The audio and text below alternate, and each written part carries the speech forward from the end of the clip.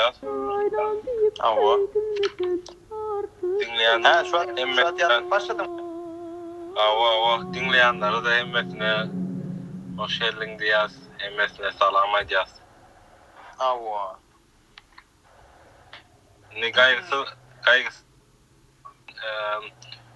öz okuyan yerin vardı geçse çayday. Benim özüm arada geçse çaydayın olsan mevzuklamıza başlayalım.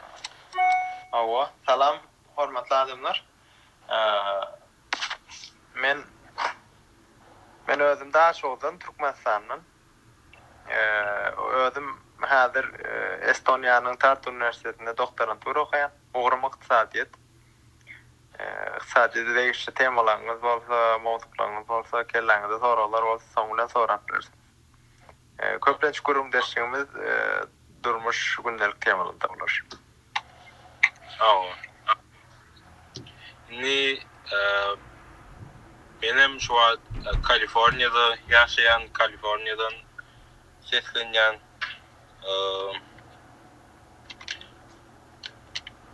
hemmemizden bilim alıp börs dinleyenlerim köpseyi bilim alyam kadip fikir ediyen şu bilim almak, nirede bilim almak, nädip bilim almak barada mowzuga açars, şu barada gurruna başlars. Ne gaýgysy sen ýakyn wagtda blogunda bir makala koydun, makala ýazypsyň, şu barada bilýän maglumatlaryny bizden paylaşıp başlayın. Ama men blogumda haýsyba toýupdym. Bir ýylyň ýanwar aýynyň 6-syna çykaran makalamda 9 soragda Ýewropada we Amerikada oku diýip makala ýazypdym. Şundan bir zatlar peýda alınýar. Ýani jemi şu gurum dersligimiz oku ýokary okujagyny gutaryp öz bilim derejeni ýokarlandyrmak üçin gidiläjek ýurtlar bolan Ýewropa ýurtlary we Amerika hakynda nädip gitmeli, nädip okumaly, nädip okumaly, nädip ýaşamaly diýen soralarlaryň üstüne düşer. Köplenç bizim taliplerimiz şu Sovet yurtlarına, Sovet yurtlarında, Orsiýetde, Ukrainada, Belarusda da okuýar. Bir Türkiýede okuýar, ondan Kazakstan'da okuyan var, Malazya'da okuýar. Şular köplenç şu ýa gaýtışmaýany bilim derejesini ýokarlandyrjak bolýar. Hem Türkmenistana goşmak üçin, hem özlerini hasam göz yetimini giňeltmek üçin taşyrda gitýär. Ýa-da derejesini ýokary kaldyrmak üçin doktorantura edip öğrenler var. Doktorantura etmek isteýänler bolýar, masters okumak isteýänler bolýar. Indi şeýle bir zat bar. Ýewropada we Amerikada okumak görünýär kyn zat däl, ýönen adamlar. Bir ilki bilen aýtyp biljek adamymyz, haýsy ýurtda okumak isteýän keslik demeli. Sebäbi käbir ýurtlaryň özüne degişli kanunlary bar, düzgünleri bar. Hem üniversitede girişde, takmiyen tapşyrışda öz ýörite kanuny bar. Ýol bar diýeli. Mesela Amerika gitsen ya da Büyük Britanya gitsen hukman ingliz dilinde okuw geçirilýär. Sebäbi olaň öz döwlet dilini ingliz dili. Ýöne Ýewropada mesela Çekiýa gitsen çek dilinde tapyp görür. Ýöne bu ýurtlaryň köpüsi ingliz dilinde okuw edirilýär. Taşa ýurtly adamlar. Bu diýmekdir bizden ingliz dilinde yazıp okap gepleşip bilmek okuyuplarımızı tasdiklamamız garaşlıyar. İlk öyle ingliz dil sorulýar. İlk öyle ingliz dil sorulýar. İngliz dilini okumak isteýän. Ýöne gidip men ne gideýin Italiýada İtalyan dilini öwreneýin. Oson bir ýyl taýýarlanaýyn, İtalyan dilinde okuw, Türkmenistana edemde İtalyan dili öwreneýin diýen. Ana o başga gurrun. Yani şunki esasy soramız ingliz dilinde. İngliz dilinin üstünden devam edýär. Sebäbi Ýewropada köp ýurt ingliz dilinde de okuw berýär. Germaniýada berýär, ana Niderlandiýada berýär, Norwegiýada, men ýaşaýan ýerim Estoniýada ingliz dilinde okuw berýär. Amerika'da şonem Büyük Britaniýada şonem ýani. Muň üçin ýa-ni ingliz dilini bilýänligi tasdiklamak hukmany. Munam köplenç dünyada iki tane yorumunu synaw. Biri IELTS, beleksem TOEFL. Bizim okuyuşumuzda ELTC deyip ayıp bileriz. Bizim okuyuşumuzda IELTS.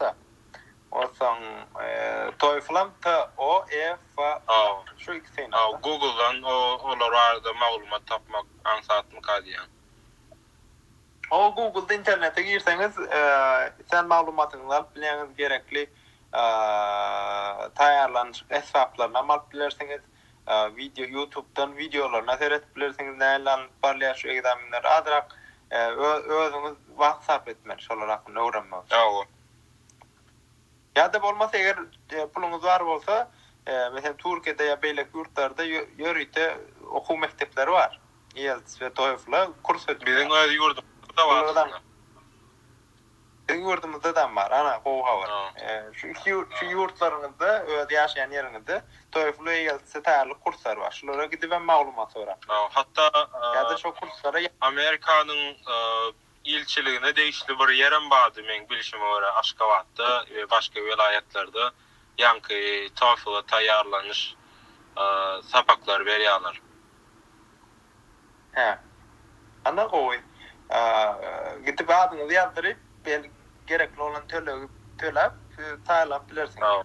İlkinci şerti şu. Gitjek bolsaňyz.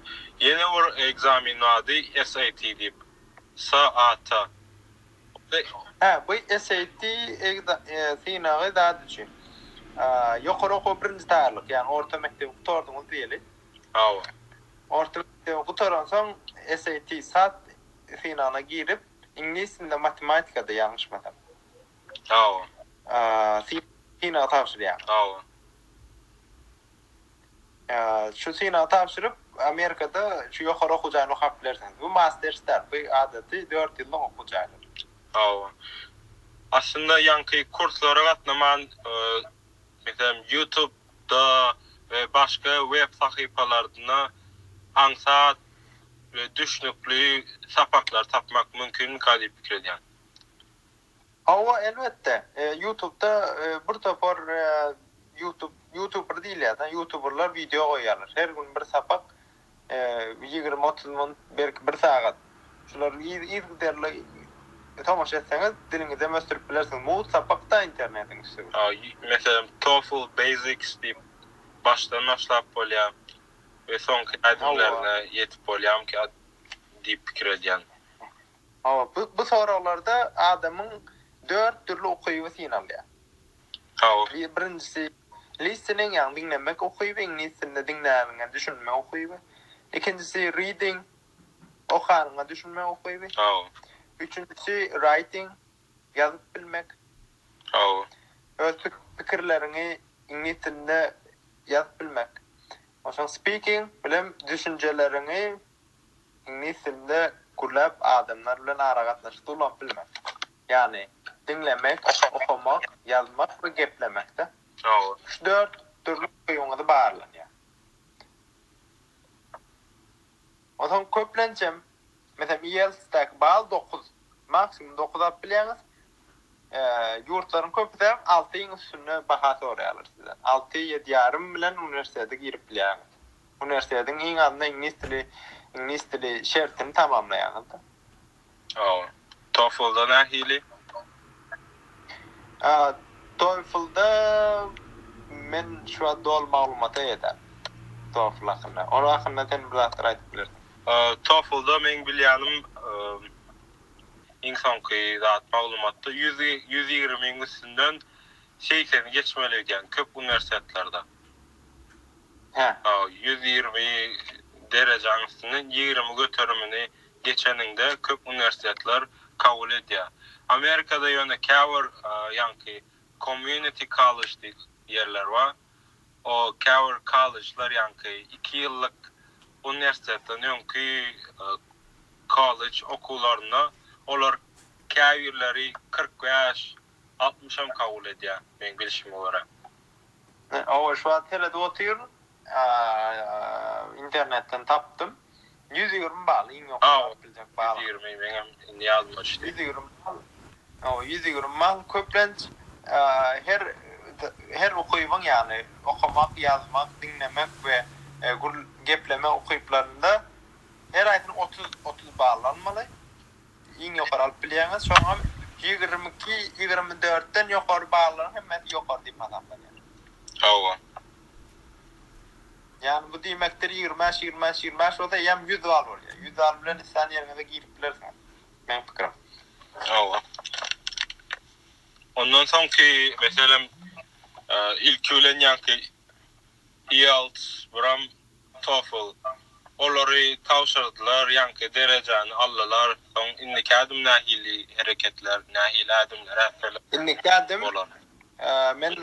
men indi ýene ýak master'da doktoratura üçin aýdyp oturýarym. GRE we GMAT finallary bar. Ol ýa-ki master etmek üçin, ýani ondan öňki bakalavr derejesi barada burlaş geçeli, men pikirimçe. Owa, sen aýdyp berdiň näme? Bakalavr üçin ýa-ki alan derejäňi gönümel universitetlere tawşyryp, ýa-ki haýsy universitete gitmek isleýän bolsaň, şolara ýa-ki dokumentlaryň uradyp, näme dokument isleýän bolsalar, şolary ýa-ki e-mail üsülen uradyp habarlaş başlamaly diýip pikir edýän. Bilişim öwre şol hereket edilýär. Doğru. Amerika'da gönü katnaş bolýardyna, şu okuwa kabul edilir. Yerdäki oturup. Käbir websaytlarda meselem TOEFL'ın öz websaytyna doğru bilemek ýöne SAT'in öz websaytyna gönümel meselem sen öz alan derejäň bilen universitetlere gönü ýa-ki SAT'nin websaytynyň üstü bilen hem habarlaşyp bolýar. Yani bağlama avtomat uğradyalar ve yani seni ansak kabul ediyorlar bilişime göre. Avrupa'da tam köplenç internetin üstü bilen dokument tavşyrylýar. Hawa. Website'e girip özüňize ýöreçe hasap açyp dokument tavşyrylmagyny soralýar. Meselem Estoniýada Study in Estonia, soň şu taýda ýol gorkadan apply dokument tavşyrışa girýäňiz, soň sizden degişli dokumentleri soraýar. Bu kıyın dokumentlerim däl aslında. Yok, bu taýda ne pasyrdyňyz? Esasy ýa-ki TOEFL soralýam kadýan, iň kıyın olup biläjek zat. Yani TOEFL'ın alýar, ýa-ki pasportlar diýär, ýa-ki orta mektep şahadatnama soralýar. Owasan maşallah ya öz mali ýagdaýyny soralýar. Nädip finans etmeli ýerlerden bolýar.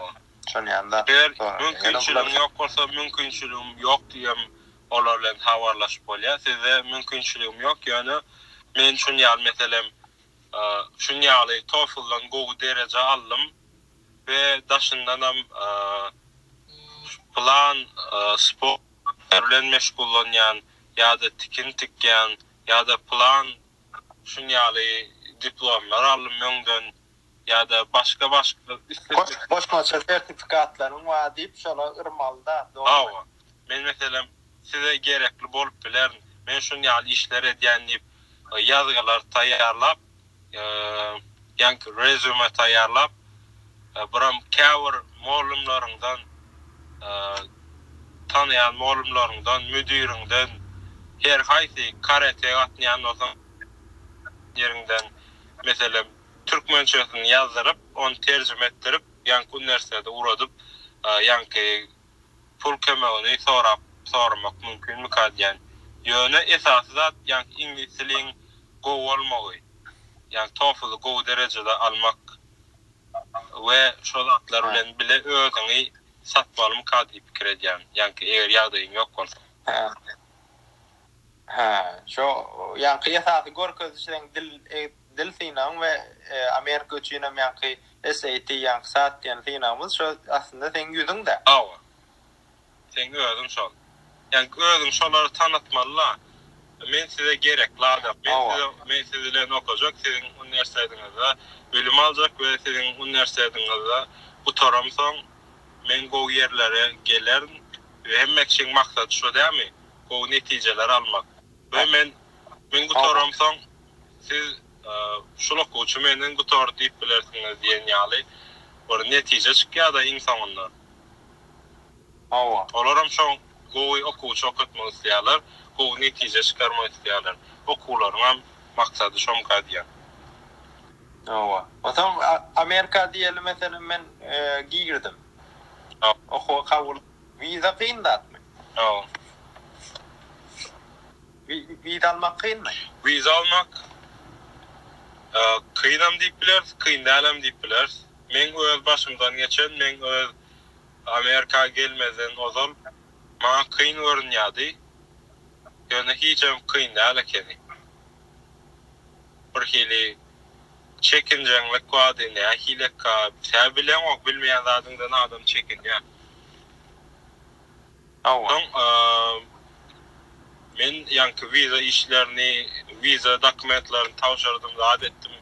Maňa ýaman artykmaç kıyın görünýärdi.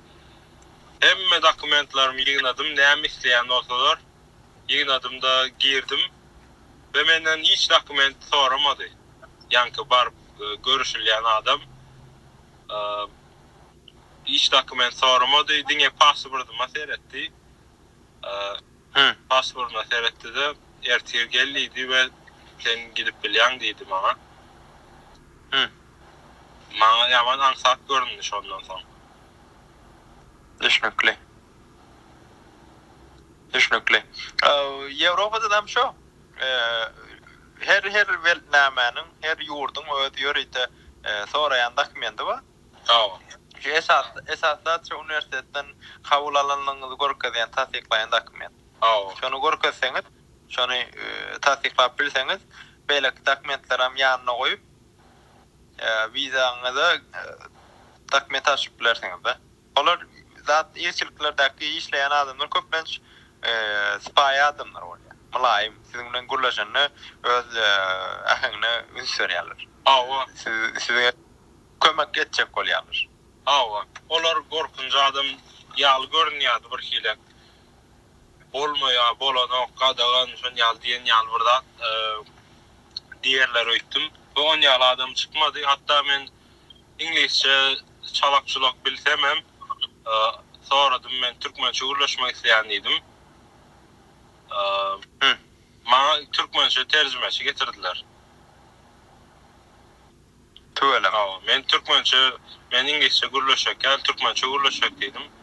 Aňatdan başga türkmençe bir gyzy geldi, men diýen zatlamy inglizçe terjüme etdi. O zaman har kızıklırak sonra geleli. Bir viza alacak wagtyň pul görkezmeli. Tölegi kim töleýär, girden gelýär. Ýöne bulara gelmeden odur. Amerikadaky çykdaýçylar hakynda bir kelam bir söz aýtsa. Amerikadaky çykdaýçylar terak çykdaýçy bolýar. Indi ol çykdaýçylar näme etmek isleýän wagty, nerede okumak isleýän wagty. Her okuwuň öz aýratyn bahasy bar. Kimileri dil okumak gelýär, diňe dil okaýynýar, dilime sürüýünýär, iňwerkli şöhrüň medeniýetini, ýaşaýyşyny, durmuşyny görüýünlik gelýärler. Kimileri men bakalavr derejemi almak üçin geljek diýär, kimiler olsa ýanky master's degree, doktorantura etmek diýen diýip gelýärler. Hersiniň bahasy köşk elbetde. Köplünç, meselem dil okumak isleýän diýenler dil okumak gelende dil okuwlaryň hersi tapawutly. Indi 3 aýlyk bir semestr diýip hasaplasak dil okuwlary näçe puldan başlaýar diýip bilerin. 700 600 dollardan $1200, $1500 aýlyk tölew bar diýip aýdyp bilersiň. O zaman bu ýaşaý çykdaýçysyna näle bolýar? Ýanky baha diýenim $700 okuwam tapyp bilersiň, $1200 ama oku tap bilersin ayına. Ha. Yani vize almak için köplönç yani gımmat okulları mesela Kaplan aspekt deyip bir dil okullar var. Yeni de belli dil okullar var. Gımmat okullardan çakıl kalsan yani vize almak mümkünçülüğün köpeliyor. Ha, onların da abraylı ve önemli hata ediliyor. O buram sen son çapul beriyan olsan yağdayın badır deyip fikir ediliyor.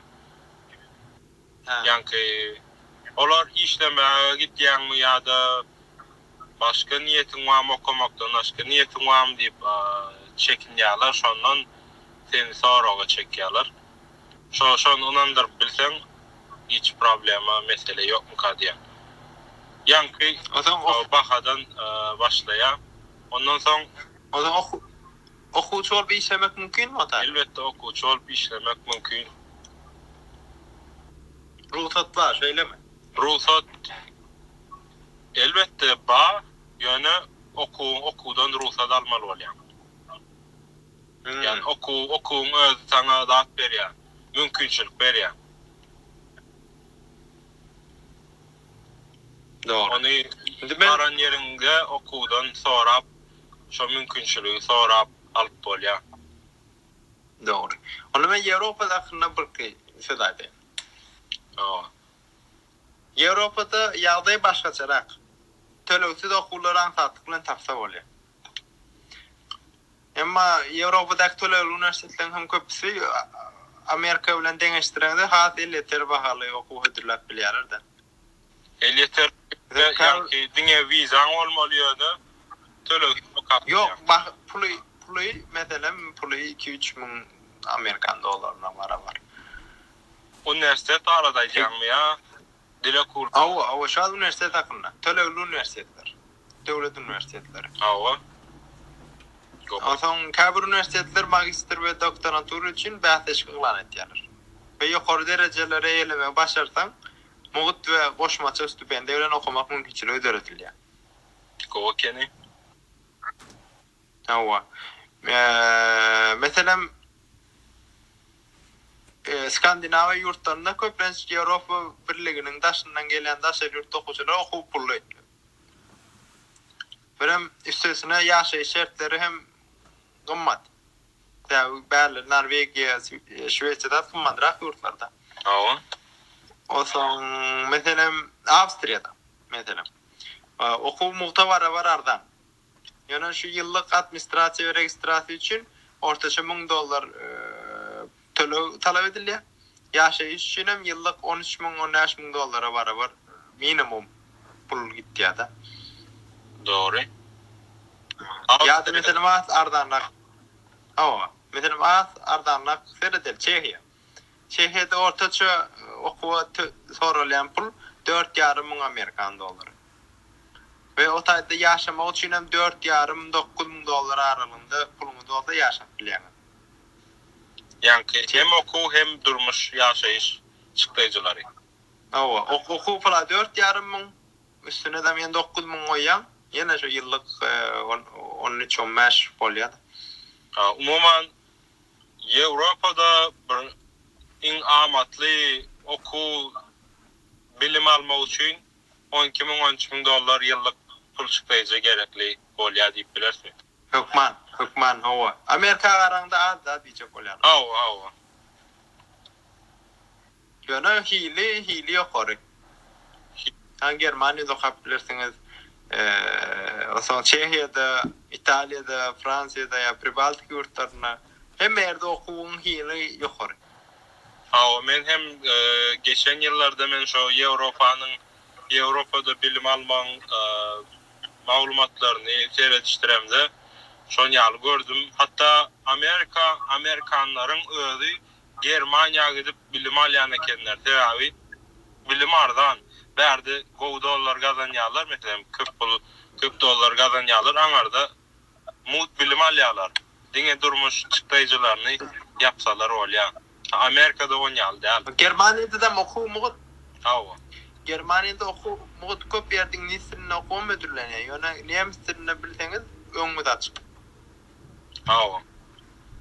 Ýaşa çykdaýjyňyzam şo viza aljak batyňyz sizden bir 7-8 müň dollary bir Germanya'daky bir hasaba geçirmeňiz soralýar.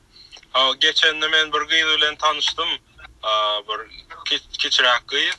Ol diýä ýanky Germanya'da okatdyr.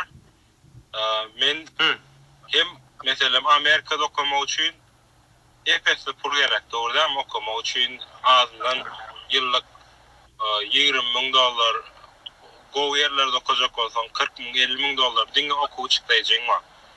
Men onu etmedim diye. Men Germanya'ya gittim. Hem nemis dilini öğrendim diye. Hem ardan bilim aldım. Hem amakly go bilim aldım diye.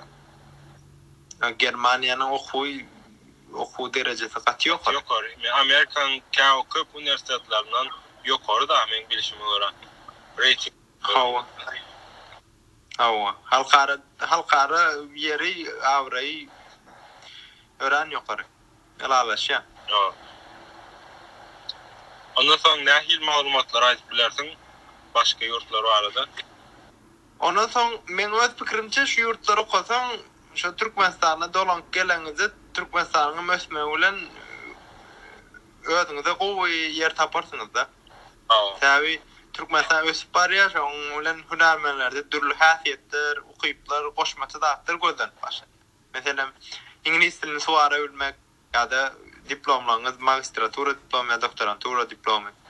Ýa-da meselem ýokary aýlykly işler üçin ýarış gyzyş başlaýar da. Sizem şu bizim taliplerimizde şu ýarışda özüňizde öz paýyňyzy köpeltjek bolsaňyz da öz ähtimalyňyzy işe girmek ähtimalyňyzy şu adaty bir adaty talibin etjeginden has köp tat etmeli. Hödürlemeli de men meselem Germanya'da okudum, nemis dilini öğrendim. Ya da Amerikan şu üniversitede okup şu derecelerle tutardym. Yani meselem Xitay dilini öğrenip Xitay dilinde suwara gurlap bilen we özüm injinier, mehanik injinier ya kompüter injinier dip özüňizi görkezmeli de. Yani iň esasy maksadymyz men öz tarafımdan şu okuw gutaryp şu edilen tejribeler bilen Türkmenistanyň şu pazarlap bulletmekde. Yani şoň üçin hem iň esasy zat biz ikimiz gözledik bir kısa maglumat sizinle bilen paýlaşyp şu adamlary iň gowy ýerine atmakda. Meni beýle berdäki bakalavr derecesi bilen bilýänlerim aýdaýyn.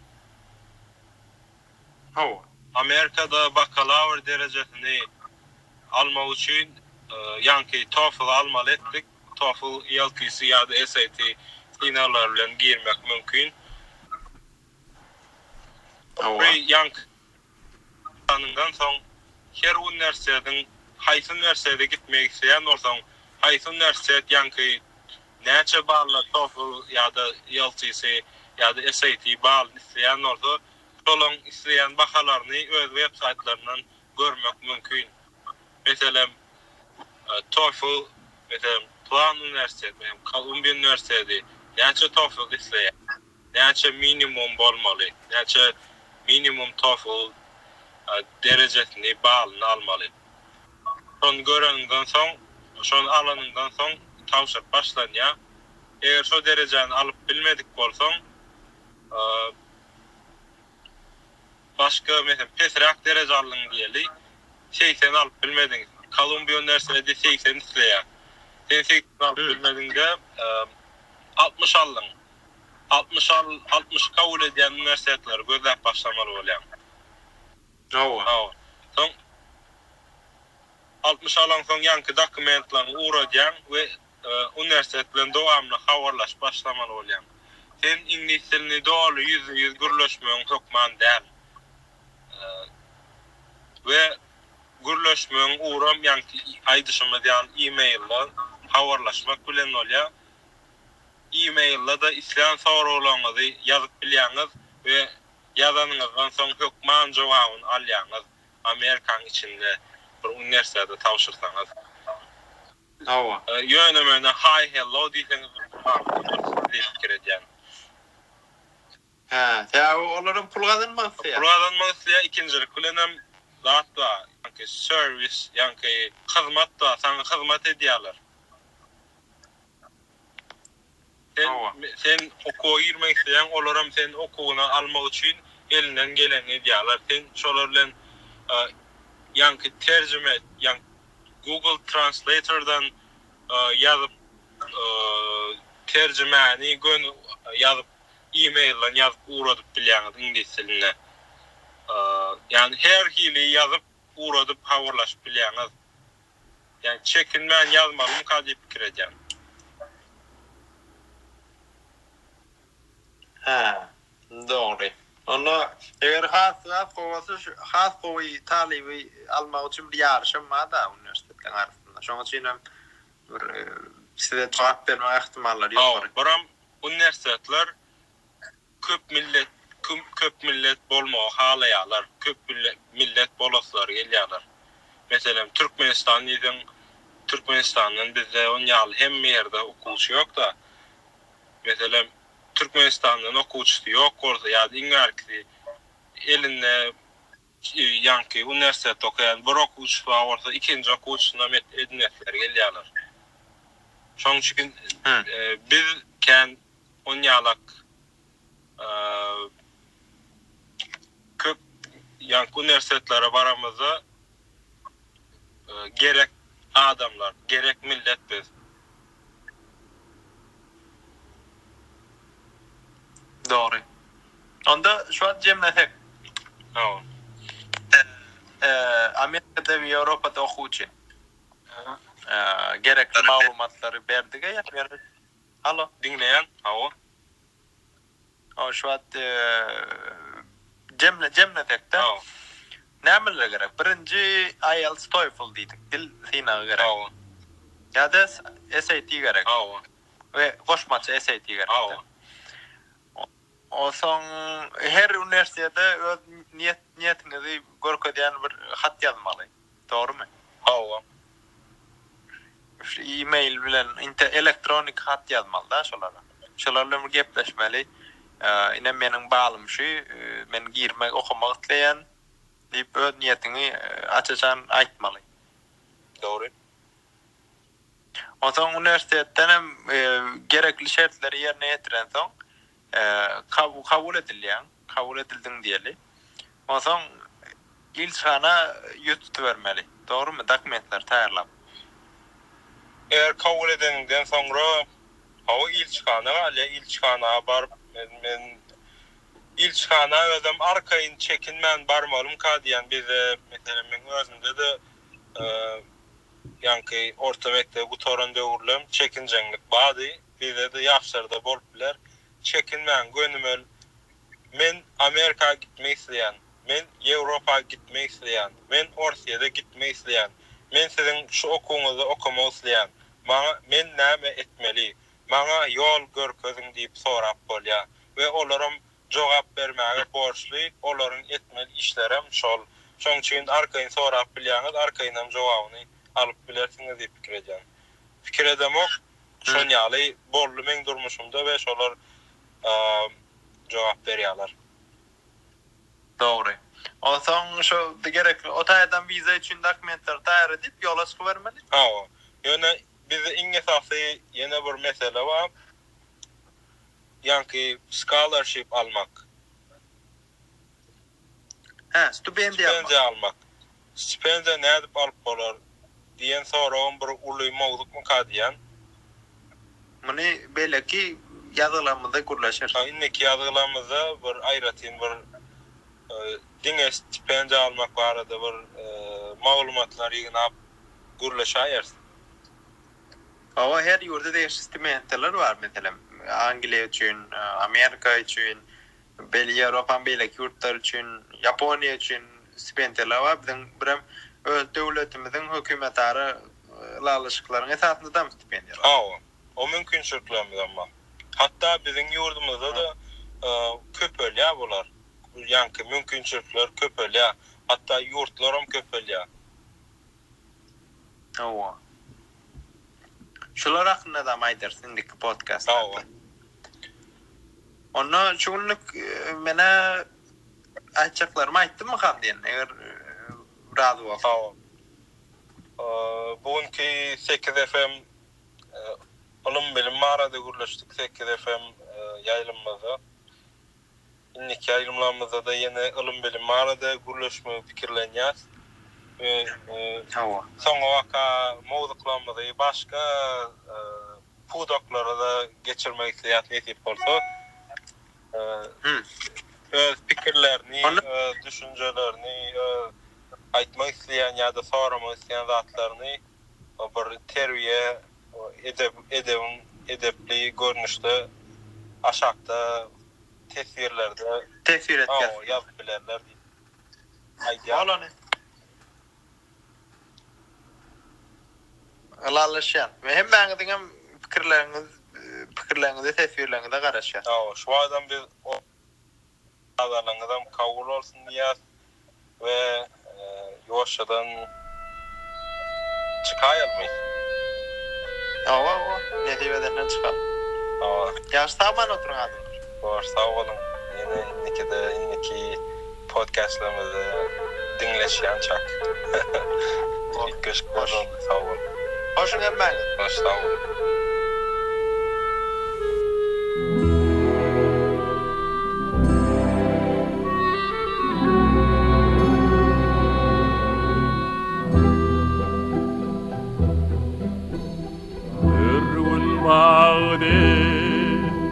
Yanık köyte bak gele var mı eyte Abrayı atana koyto oğlana atana koyto Odaya meydanı koyto demine ahmanı koyto Ormadın mı koytan eğerey Demi duşlan devam eder Dostlar